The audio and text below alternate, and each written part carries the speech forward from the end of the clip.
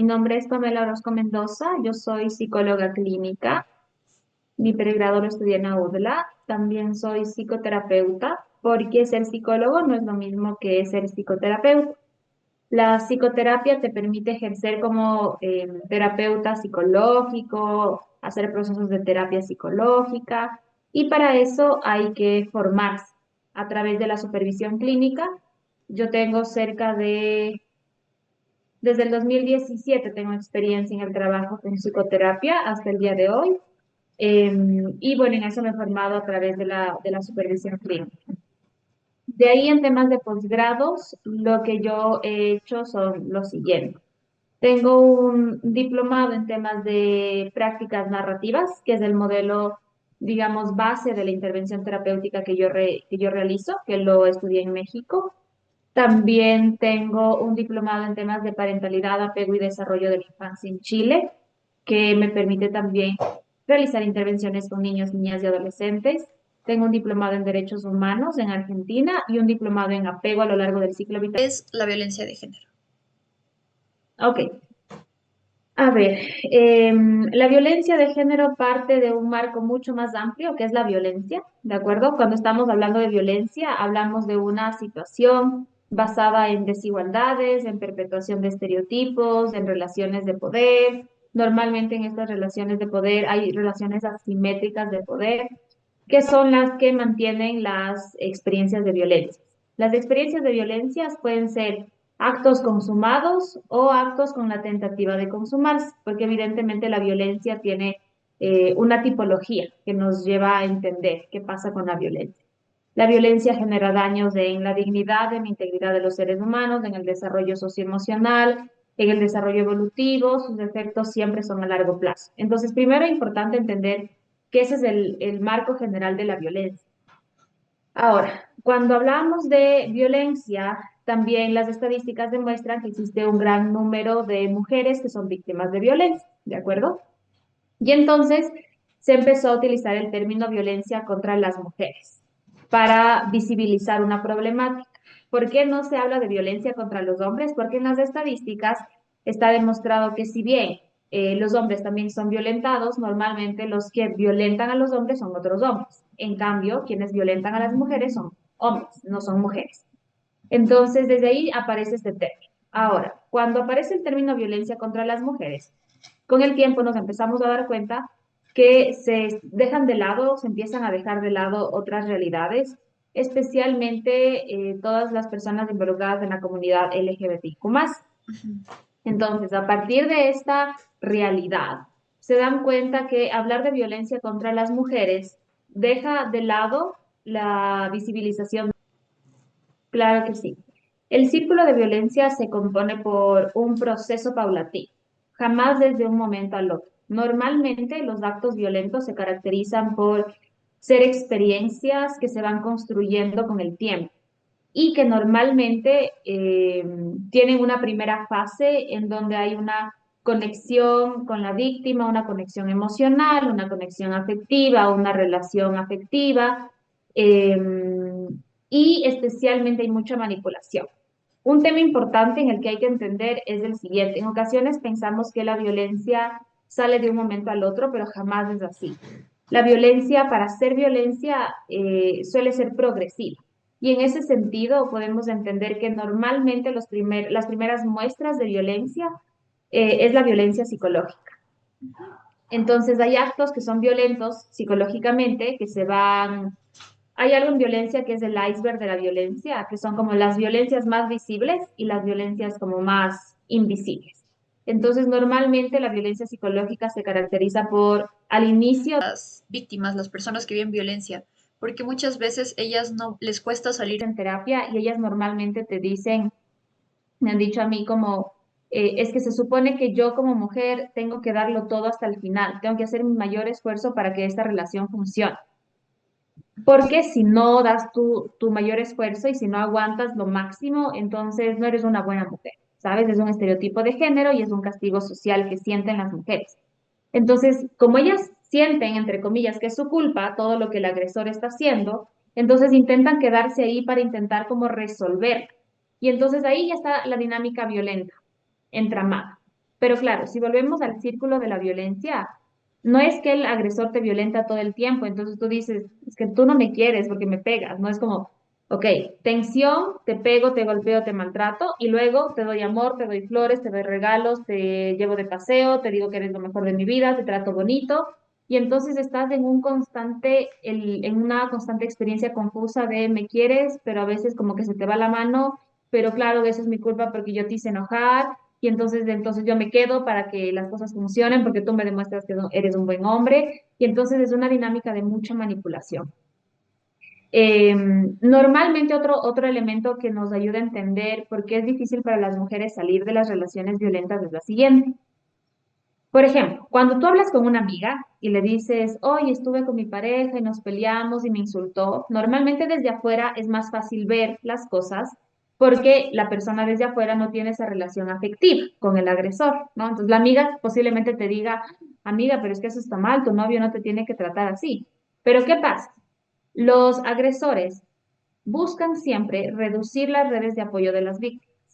Entonces, bajo la excusa de tus amigas son locas, tus amigas te van a llevar por el mal camino, te alejan de las amigas. Bajo la excusa de tu familia no me quiere, tu familia me odia, va a hacer que terminemos, te alejan de la familia. Y así te empiezan a alejar de todos los círculos sociales de forma explícita o de forma más implícita, como por ejemplo, ay, es que tú me vas a dejar solo, está bien. Entonces hacen las víctimas, asumen un papel victimario los agresores y claro, las mujeres intentan pues hacer lo que en teoría no les haga daño a ellos y se quedan y empiezan a desvincularse de las amistades, de la familia, de las reuniones de trabajo, etcétera. Y mientras más sola te quedas, más confuso es lo que vives, porque no tienes con quién hablarlo y no tienes una nueva experiencia que te diga, oye, pero eso como que es medio agresivo que te diga, te haga esto. Y claro, entonces el agresor se queda con la mujer y tiene mayor capacidad de seguir manipulándola con el tiempo. Y entonces, como esta mujer siempre recibe el mensaje de es tu culpa, es tu culpa, es tu culpa, la mujer por estereotipo de género dice yo tengo que resarcir esto porque si no, yo voy a ser la culpable de que la relación termine, de que nos divorciemos, de que las cosas no funcionen. Y entonces la mujer se va quedando en la relación violenta y sigue la dinámica del círculo de la violencia. Otro factor también que puede ayudarnos a entender por qué muchas mujeres se quedan dentro del círculo de la violencia es las mujeres que tienen hijos, ¿sí? Normalmente se quedan en estas relaciones violentas, pero no porque sea responsabilidad de la mujer. Muchas veces los hombres manipulan algo. Por ejemplo, aquí se involucra la violencia económica. En muchas relaciones, las mujeres no tienen un trabajo porque el hombre dijo, no te preocupes, yo te voy a mantener, yo voy a traer. El fondo psicológico de los agresores. Sí, Ajá, si quieres la entonces vamos eso mismo, resolviendo por sí. ahí. Ya que Perfecto, nos vamos pasando a ese tema. perfecto. Justamente algo que pasa es que el contexto de lo que nosotros vamos viviendo a lo largo de nuestra vida se pueden convertir en factores de vulnerabilidad. Factores de vulnerabilidad para entrar en relaciones violentas en este espacio de víctima o para entrar en relaciones violentas como agresores. Por ejemplo, cuando se trata de víctimas, los factores de vulnerabilidad, es decir, que si se van sumando uno tras otro, te vuelven más vulnerable, pero no es que te convierten en el prototipo de mujer para ser violentada, te vuelven más vulnerable. Entre ellos es vivir violencia en el hogar, haber vivido algún tipo de violencia directa previa, haber vivido en situaciones de mucha desigualdad, en contextos de mucha pobreza, haber accedido o tener dificultades en acceso a la educación, por ejemplo, haber accedido solo a bajos niveles de educación.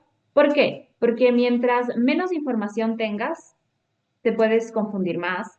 Y cuando tú aprendes que, por ejemplo, las experiencias de violencia directas o la violencia entre padres o en tu sector, en tu vivienda, vivías mucha violencia, tú como niño, ¿cómo lo vas aprendiendo y lo vas integrando?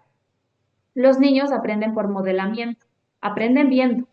Entonces los niños dicen, ok, me dicen que no tengo que pegar, pero yo veo que ellos se pegan. Entonces yo aprendo más por lo que veo.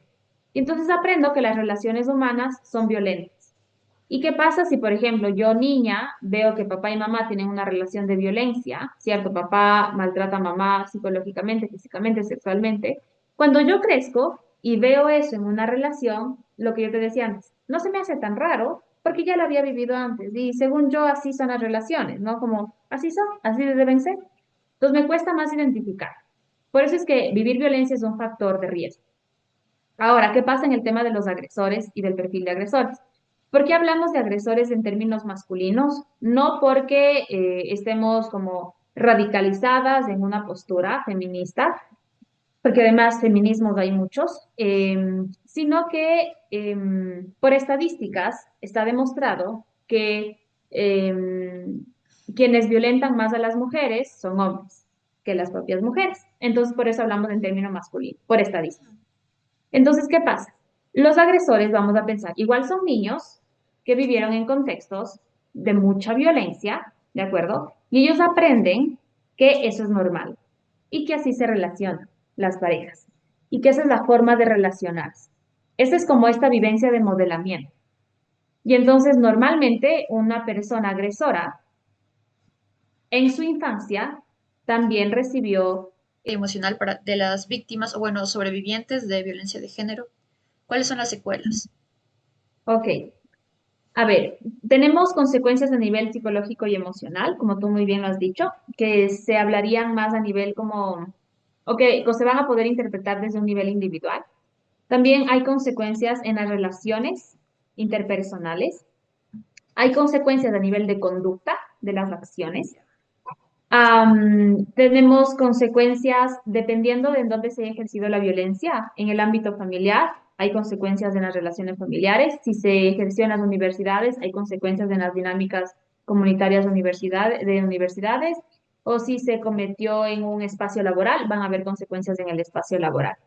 Y también hay unas consecuencias que no están dichas porque tienen que ver con las víctimas, pero al mismo tiempo no, que tienen que ver con consecuencias en la sociedad y otras víctimas indirectas, ¿de acuerdo? Entonces, a nivel emocional, a nivel psicológico, sí vamos a encontrar todo el espectro de emociones relacionadas al malestar. Ansiedad, estrés, ira, angustia, desesperación, desesperanza. Todas esas emociones se van a presentar en las mujeres.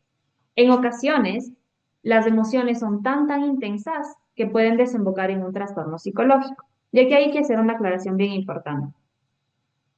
Vivimos en una sociedad que etiqueta y diagnostica todo lo que ve.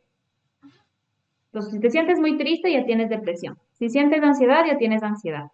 El tema es que estos diagnósticos, en teoría, están mal hechos porque te asumen que tú en tu cerebro tienes una falla X y que por eso tienes ansiedad o depresión, cuando en realidad toda tu historia de vida es lógico que va a desembocar en mucho malestar emocional. Y puedes tener mucha tristeza a tal punto que tienes una tristeza tan profunda que te diagnostican con un trastorno depresivo, o mucha ansiedad a tal punto que te diagnostican con un trastorno de ansiedad.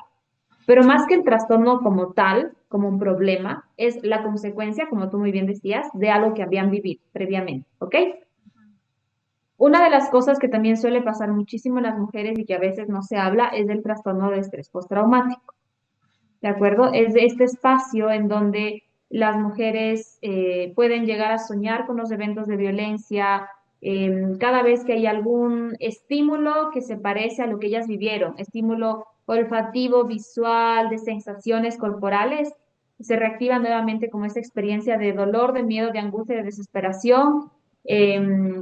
Y esto es muy doloroso para las mujeres, ¿de acuerdo? Hay mucha culpa, aunque lo trabajemos en terapia, aunque trabajemos justamente estos estereotipos y ellas puedan entender, sigue habiendo esta carga social en donde ellas sienten que son culpables porque justo, porque no lo vieron antes, porque las personas les dijeron que era una mala pareja y no les escucharon, etcétera, hay mucha culpa.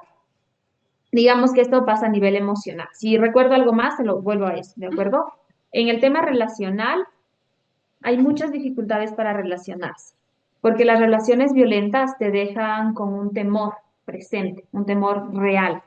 Y entonces, cuando tú te relacionas en otros espacios, tienes como dos cosas. La una, este miedo a no me quiero involucrar emocionalmente porque ya me hicieron mucho daño, que es muy lógico, o sea, no tiene nada de malo.